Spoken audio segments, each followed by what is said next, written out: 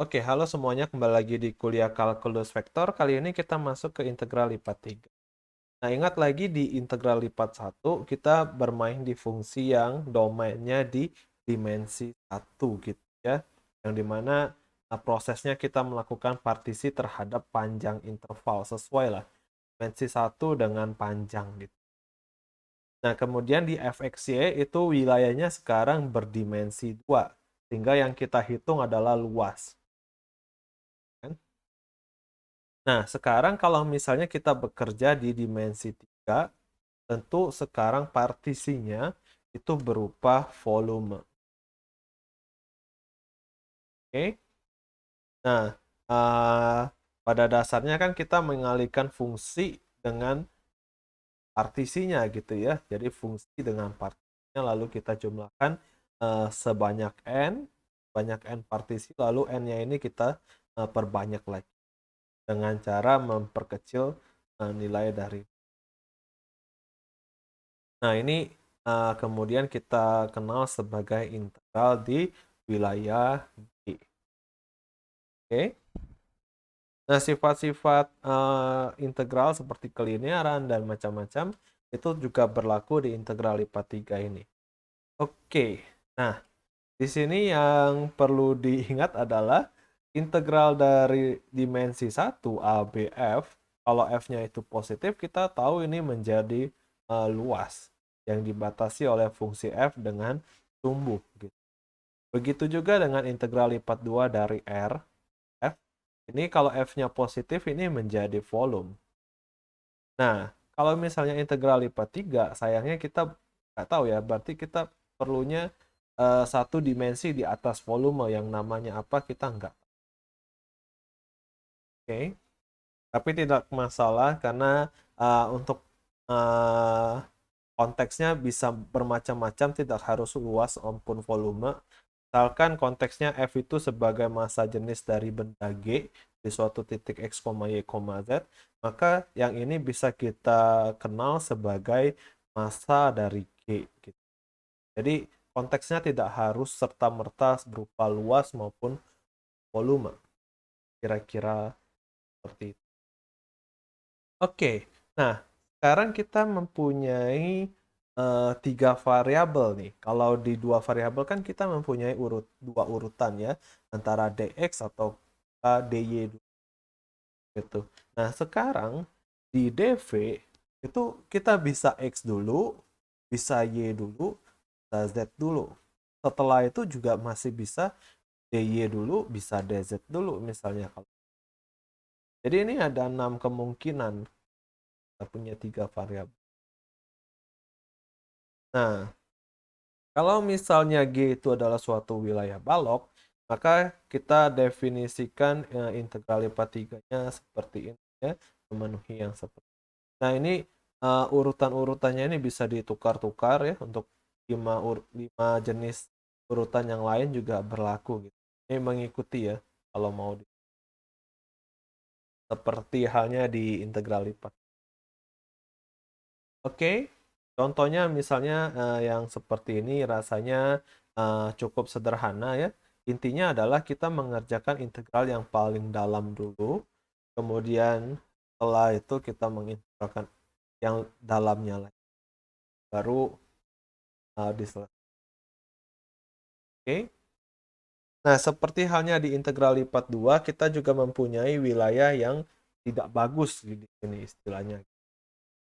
Jadi kalau di integral lipat 2 kan ada yang bentuknya di atasnya dibantu oleh fungsi, ya, yang pinggir-pinggirnya dibantu oleh fungsi. Ini juga demikian ya. Kalau tiga dimensi itu kan ada arahnya itu uh, atas bawah, ya. Ini untuk Z, gitu. Ada juga kiri kanan, kalau kita bisa bilang kiri kanan itu untuk Y, gitu. Lalu sama depan belakang gitu ya. Depan belakangnya untuk X. Nah, ini misalkan untuk atas bawahnya ternyata diatur oleh fungsi seperti ini. Nah, kalau atas bawahnya diatur oleh fungsi, maka nilai Z-nya ini nanti kalau kita ambil partisi, misalkan gini, bagian ini, partisi. Nilai Z ini akan berubah-ubah dari permukaan yang paling bawah sampai permukaan paling atas. Ya, yang pertama, dalam mengintegralkan ini, kita akan melihat Z-nya yang paling dalam, gitu. Yang paling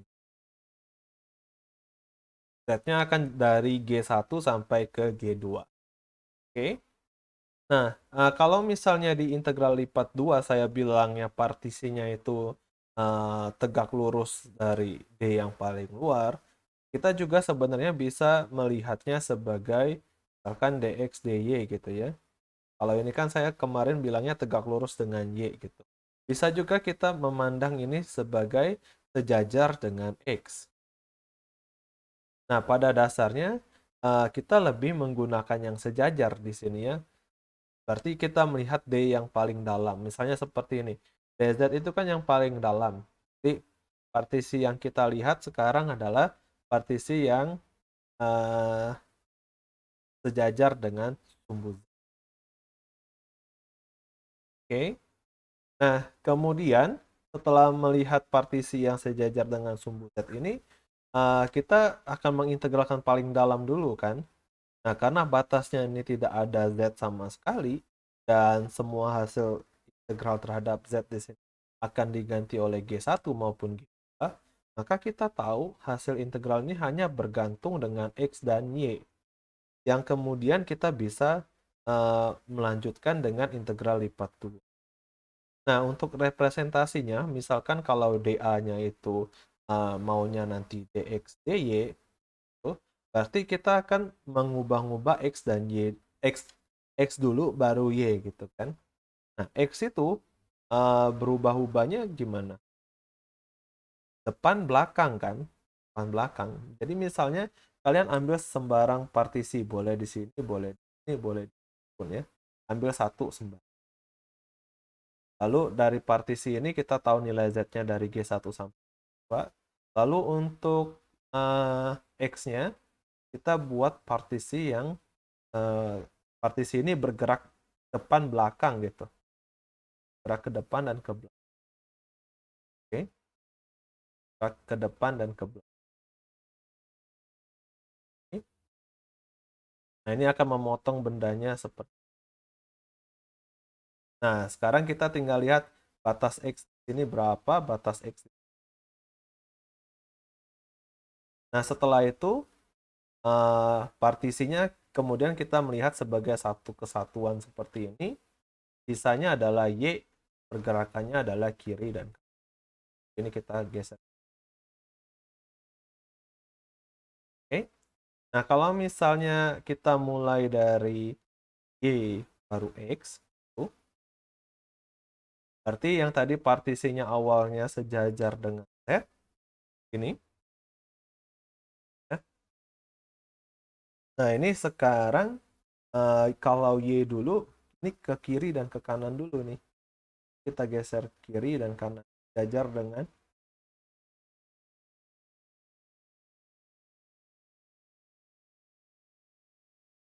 Nah, ini kemudian hasil partisi yang ini kita ajukan depan belakang gitu.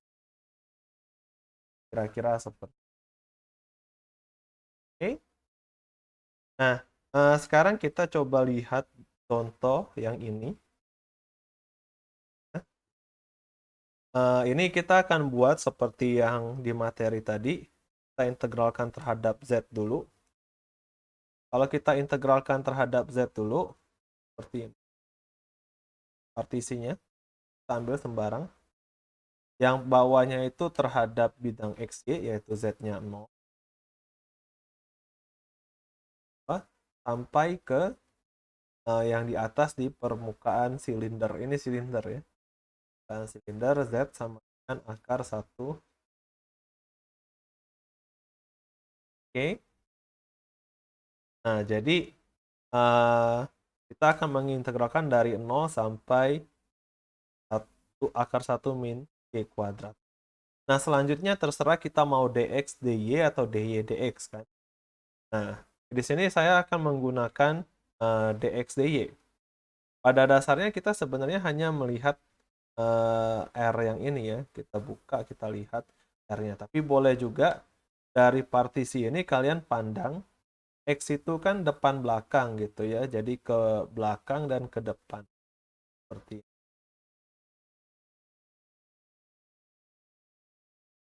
Nah, sekarang kita melihat nilai X itu berjalan dari mana sampai ke mana. X-nya mulai dari 0 sampai ke X sama dengan Y. Ini. Nah, setelah itu benda ini akan digeser ke kiri dan ke kanan. Y-nya dari 0 sampai Y. Kira-kira seperti itu idenya. Nah, kalau misalnya kita mau partisinya itu bukan Z dulu dalam. Misalkan kita mau integral G ini, tapi Y paling dalamnya. Ya, sisanya nanti kita tentukan. Kalau Y dulu. Nah, kalau Y dulu kita membuat partisinya sejajar dengan sumbu Y. Pergerakan partisi ini kiri dan kanan. Oke. Nah, kita tahu partisi ini, ya ini kita ambil sembarang. Partisi ini kita mulai dari permukaan ini. Y sama dengan mulai dari Y sama X. Jadi paling bawahnya itu X. Tuh, sampai ke permukaan tabung. Kita mau cari nilai Y di sini berapa dari ini. Y-nya adalah akar 1 min Z kuadrat. Nah, setelahnya, kalau misalnya kita mau DZ dulu. DZ dulu. Berarti ini kita akan buat begini.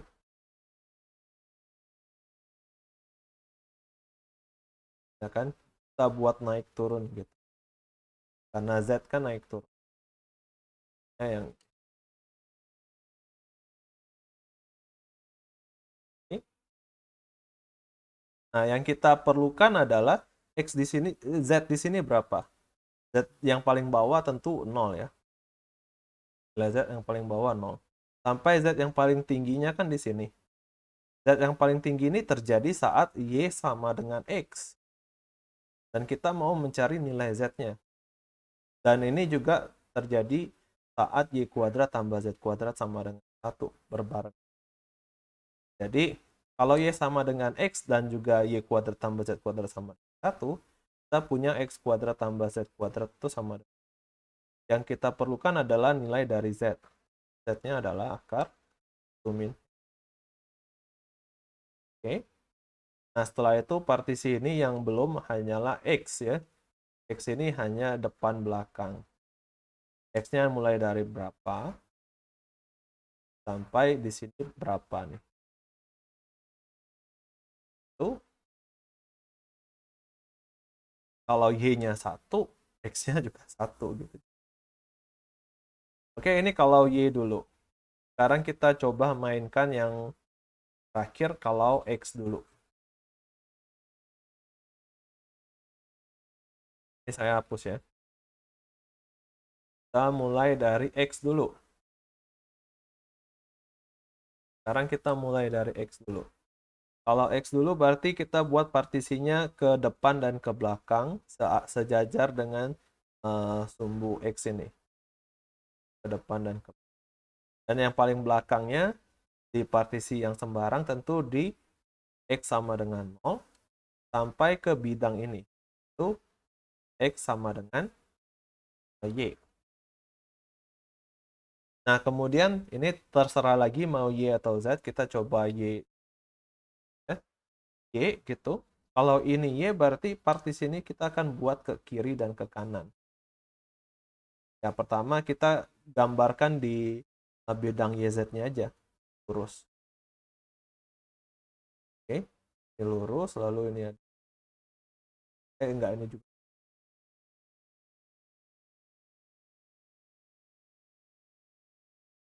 Oke. Kira-kira seperti ini. Nah, Y-nya kalian lihat mulai dari mana Y-nya? ya kan? Y-nya mulai dari 0, oke, Y-nya mulai dari 0 sampai ke lingkaran yang ini. Nah, lingkaran yang di sini berapa nilai Y? Diatur oleh ini. Jadi 0 sampai akar 1 min Z kuadrat. Nilai Y dari sini akar 1. Nah, kemudian partisi ini tinggal DZ ya. Itu naik turunnya aja. Paling kecilnya di 0. Paling besarnya di sini. Z sama dengan.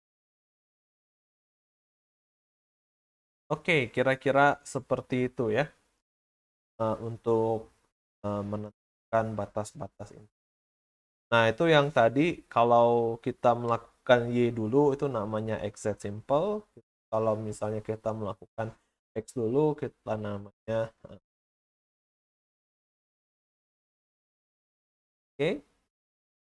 Nah, selanjutnya mengenai sistem koordinat. Kita tahu bahwa di dua dimensi, di integral lipat 2, kita dibantu sama koordinat polar untuk mengintegralkan beberapa wilayah seperti lingkaran dan lain. Nah, kalau misalnya di tiga dimensi bagaimana gitu? Nah, ternyata di tiga dimensi ada dua tambahan sistem koordinat, yaitu tabung dan bola. Yang gambarannya kira-kira nanti. Oke, pertama kita coba lihat yang tabung dulu. Tabung ini sebenarnya persis sekali dengan polar, ya. Jadi kita mengubah XY itu sebagai koordinat polar. Jadi ini sumbu terminal dengan theta 0 di sumbu X seperti biasa. Lalu R-nya itu jarak dari titik ke sumbu Z nantinya. Oke. Jadi misalkan nih, kalau di bidang X, R itu yang ini. Tapi kalau misalnya dia ada kenaikan sedikit, R itu tetap yang ini ya, bukan ke pusat 0,0, tapi R-nya ke sumbu Z, jarak terdekat ke sumbu Z. Oke. Jadi ini hati-hati nih. Ini bukan ke 0,0 tapi jarak terdekat ke sumbu Z. Lalu tetanya seperti biasa 0 dari sumbu. Lalu diputar ke, ke sumbu. Oke, nah lalu Z-nya kita biarkan bekerja seperti biasa ya. Jadi kalian lihat ya kayak tabung gitu. Ini sistemnya berputar tapi naik turunnya tetap sama.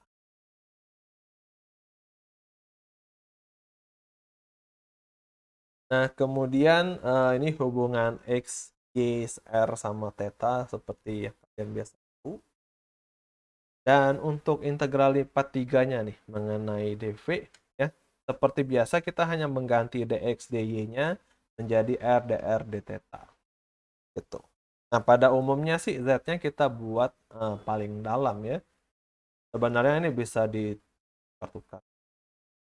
Dan koordinat tabung ini hati-hati ya, tidak harus xy yang ditukar menjadi r theta ya. Ada suatu kasus kita perlunya malah YZ-nya misalkan yang berubah menjadi R theta, lalu sumbu X-nya yang kita.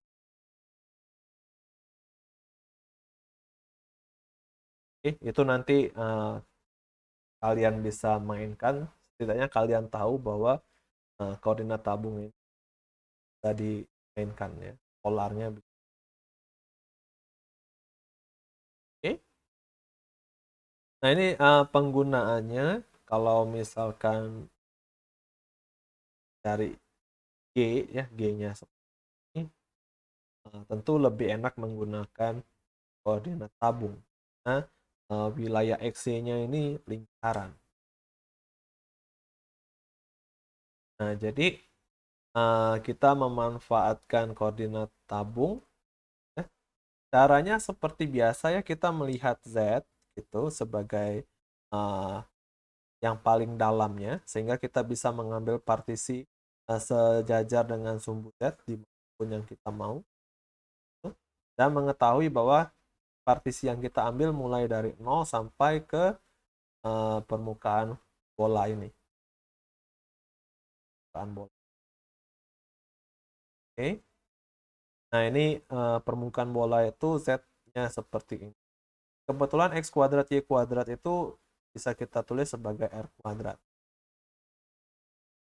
Nah, jadi Z-nya dari 0 sampai ini. Lalu kemudian kita menghitung R kan. R itu berarti kita melakukan pergeseran dari partisi ini menuju ke sumbu Z dan menjauhi sumbu Z gitu. Sistemnya Z dan jauhi sumbu.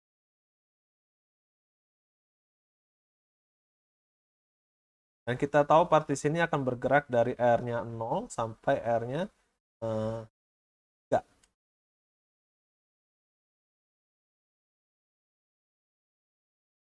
Nah, kemudian partisi ini kita rotasi jauh theta, tetanya jalan dari 0 sampai 2pi. Oke. Supaya membentuk seluruhnya kan kalau dirotasi. Itu berarti perlu 3. Oke.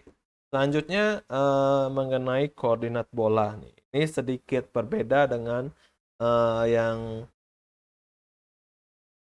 biasa kita tahu ya. Biasanya kan kalau koordinat polar itu hanya memerlukan satu sudut gitu. Koordinat tabung tadi juga hanya memerlukan satu sudut. Nah, di koordinat bola, di sini kita menggunakan dua sudut. Untuk mudah mengingatnya, ingat saja bumi dengan aturan koordinat lintang dan bujur gitu. Ya. Nah, di sini sistemnya adalah kita menggunakan theta yang kerjanya persis sama dengan theta di koordinat tabung. Lalu kita menggunakan ini lambangnya namanya pi, ya. Bacanya mirip dengan pi yang ini. Tapi pi yang ini tulisannya gini, H-nya. Nah, untuk pronunciation-nya gimana saya nggak tahu bedanya seperti apa. Jadi saya akan tetap bilang pi dan pi gitu. Oke, nah pi ini sistemnya adalah rotasi dari Z. Ya. Nah, agak beda dengan bujur kita ya. Bujur atau lintang ya? Lintang ya, beda dengan lintang kita. Ya. Lintang kita kan hitungnya dari khatulistiwa ya, dari bidang XZ. Nah, ini dianya menghitung dari sumbu ininya, sumbu rotasi Z gitu, ya. Sumbu rotasi bumi gitu. Kalau di bumi kan kita menghitungnya dari khatulistiwa, lalu ke atas sampai 90, turun sampai 90 gitu. Nah, kalau ini enggak. Mulainya dari sumbu Z di 0, lalu dirotasikan sampai ke bidang X yaitu 90 derajat, lalu dirotasikan ke sumbu Z yang bagian negatif ke 180 derajat. Nah, ini nggak ke sana lagi, cuma 0 sampai 180 aja. Jadi kalau misalnya ada titik di belakang, kalian mulainya dari atas lagi rotasinya. Dari atas, kalian rotasikan ke titik itu. Ini berapa?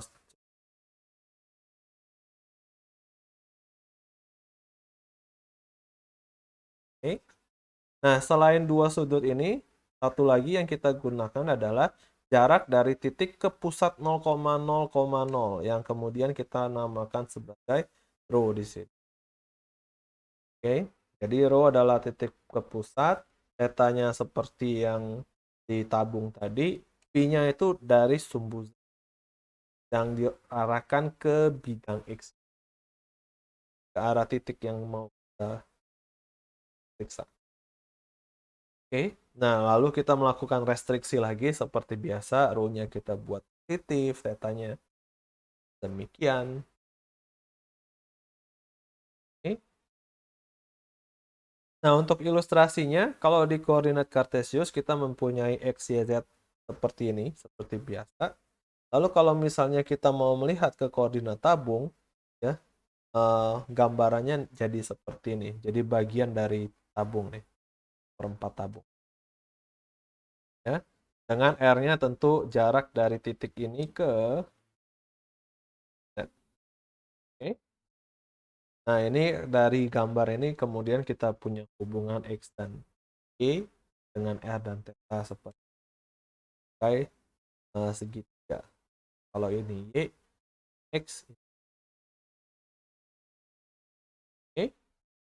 Nah, kemudian dari sini kita bawa ke koordinat bola jadi seperti ini. Ya, gambaran bolanya kurang kelihatan sih. Nah, untuk perlakuan tetanya masih sama persis. Lalu rho-nya itu langsung dari titik ke ini, ke pusat langsung aja. Lalu pi-nya itu dari ini ke sini, rotasi dari sumbu. Oke. Nah, kalau misalnya kita lihat lagi, ya, kalau ini panjangnya rho, yang bawah ini panjangnya r, terus segitiga ini menjadi seperti ini ya, r, rho, ketinggiannya ini z, itu. Lalu kalau ini sudutnya pi, sisanya berarti 90 derajat kurang pi ya. Atau ini pi per 2 kurang pi. Atau kalian juga bisa pandang pi-nya di sini. Oke. Ini siklus. Nah, dari gambar ini jelas sekali bahwa R itu selalu lebih kecil atau sama dengan. Nah, pastilah. Nah, kemudian dari sini kita juga mempunyai hubungan segitiga. R itu adalah rho kali sin dari pi. Z itu adalah rho dari cos. Nah, kemudian untuk mengaitkan dengan X dan Y, kalian tinggal mengganti R ini dengan rho sin pi. Beres. Ya. Nah, untuk memudahkan kalian, saya menghubungkan dalam itu seperti ini. Ya, mudah-mudahan bisa dengan mudah mengganti Kartesius ke tabung maupun ke pola. Oke, sekarang kita mau melihat ke integral lipat tiganya ya dari partisi bola. Tentu kita mau lihat volumenya ya, volume dari partisi delta V-nya itu gimana. Nah, di sini kita lihat kita punya benda seperti balok. Yang kita perlukan adalah dimensi. Lalu dimensi yang ini sama dimensi yang ini. Ya, jadi kita perlu 3 dimensi untuk menghitung volume yang mirip balok ini. Nah, yang pertama, selisih dari antara rho dan rho, ini tentu adalah delta rho ya. Lalu sisi dari rotasi pi yang ini, itu kita tahu ini selisihnya adalah delta pi ya, secara sudut saja, tapi secara sudut. Yang kita perlukan adalah keliling lingkaran keliling lingkaran ya, istilahnya kalau kita mempunyai sudut sekian, itu sudut theta sekian, panjang yang ini sama panjang yang ini tentu beda tergantung jaraknya. Karena itu yang kita hitung adalah keliling yang ini, bukan selisih sudutnya. Nah, kalau misalnya ini mempunyai panjang rho, tentu kelilingnya itu adalah rho dikalikan dengan delta pi. Oke. Nah, untuk keliling yang terhadap theta, kita mengalikannya bukan rho, tapi jarak dari titik ini ke sumbu Z. Ya, rotasinya terhadap itu. Jadi yang kita kalikan adalah R dengan delta. R itu kita tadi sudah tahu berupa rho sin pi.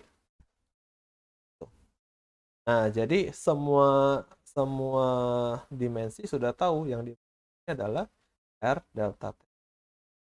Kita tinggal kalikan semuanya, jadi delta V-nya dan kita bisa pakai untuk menghitung di integral. Nah, di sini saya langsung aja ambil dari buku ya, beberapa contoh benda, misalkan dua bola ya, dua bola, yang satunya bukan dua bola sih ya, bola dengan isinya dibuang gitu. Tapi isi yang dibuang itu berupa bola juga. Oke.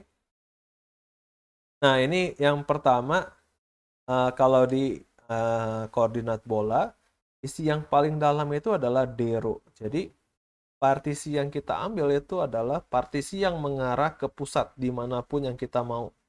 Pokoknya mengarah ke pusat, dimanapun posisi. Di sini salah satu yang diambil seperti ini, secara acak. Oke.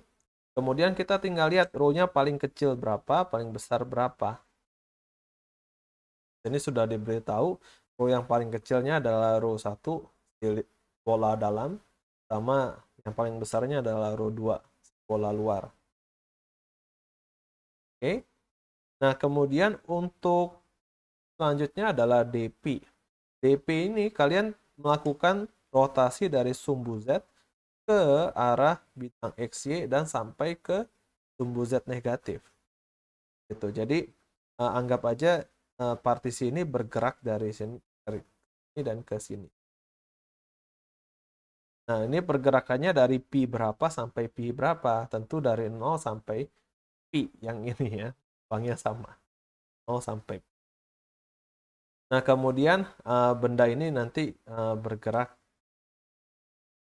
memutar sesuai tanya. Dari 0 sampai. Oke. Nah, selanjutnya misalkan di sini ada bola yang dipotong jadi mirip kayak kerucut gitu. Lalu yang bagian dalam ini dipotong lagi sama kerucut lagi gitu. Oke. Nah, ini kekurangan sedikit ya. Paling belakangnya ada DTK gitu. Nah, seperti yang tadi kita mulai dari DERO, kita mengambil partisi dari 0 ke permukaan dimanapun kita mau. Ya, misalnya, nah ini gambarnya begini gitu, yang manapun. Di sini diambil sama gambarnya di sini sembarang. Ya. Row-nya dari 0 sampai ke permukaan bola. Tuh, di row 0. Lalu ini pergerakan Pi-nya hati-hati nih, ini nggak full dari sumbu Z, tapi dari sini. Nah, ini dikenalkan sebagai Pi1, lalu sampai ke sini. Kenalkan sebagai Pi2. Nah, kemudian hasil partisi ini diputar 360. Nah, kalau misalnya kita mau menghitung kerucut saja, ini hati-hati ya, karena row-nya ini tidak dari 0 ke konstan, tapi 0 ke bidang Z sama dengan A. Kalau di sini namanya Z sama.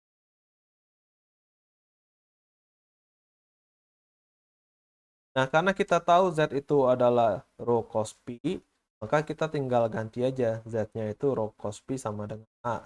Jadi kita tahu nih sekarang row itu mulai dari dari 0 sampai ke A secant Pi. Ini diwakilkan A secant Pi sebagai bidang Z. Oke. Jadi row-nya dari 0 sampai A secant. Nah, kemudian Pi-nya bergerak dari 0 sampai ke di kerucut itu. Kerucutnya sampai Pi.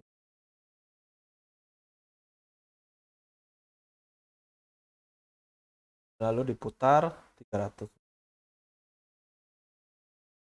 Ya, yang ini tadi bendanya sudah ada ya.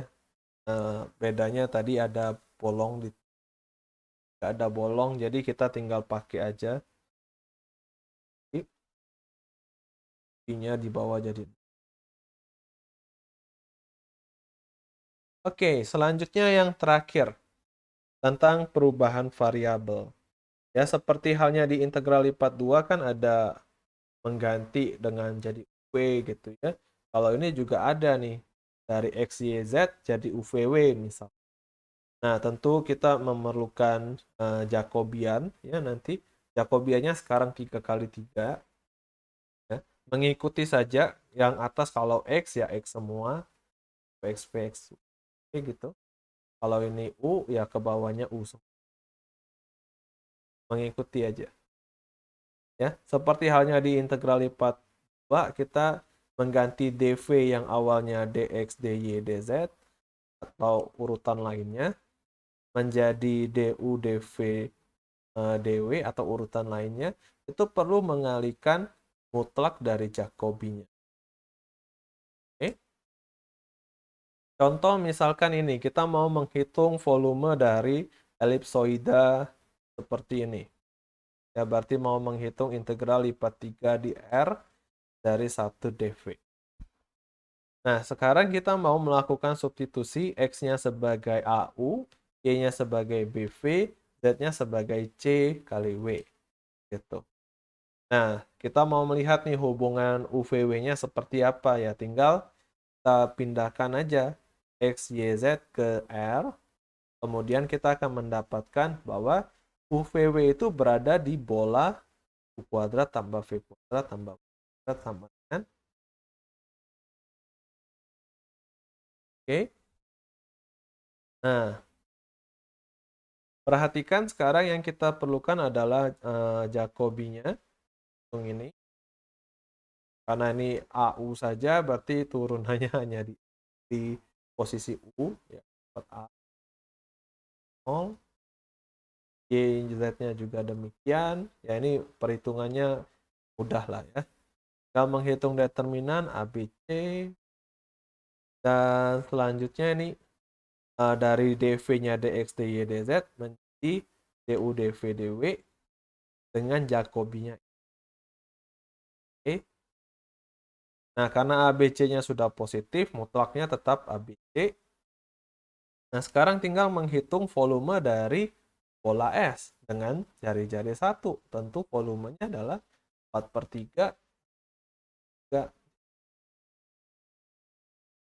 Oke, sesederhana itu. Nah, kemudian ini latihan-latihannya. Ya, sekian dan